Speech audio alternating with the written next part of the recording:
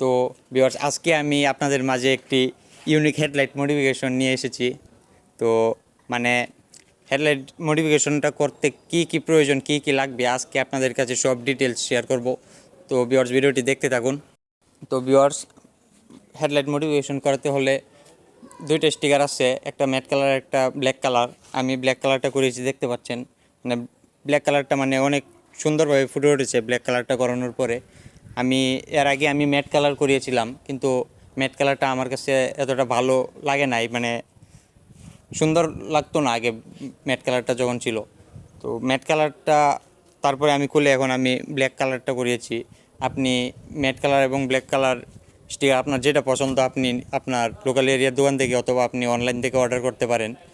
তো তারপরে হচ্ছে আপনার এটা মডিফিকেশন করার পরে আপনার মাস্ট দুইটা মিনি ফগ লাইট লাগবেই। দুইটা মিনি ফগ লাইট ছাড়া কিন্তু আপনার চলবে না।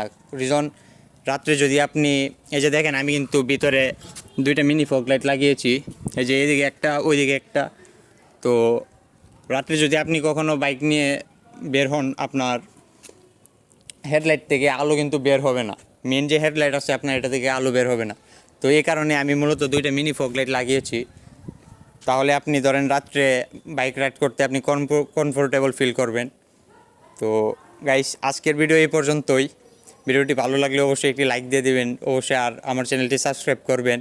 তো নেক্সট ভিডিওতে দেখা হবে। আসসালামু আলাইকুম।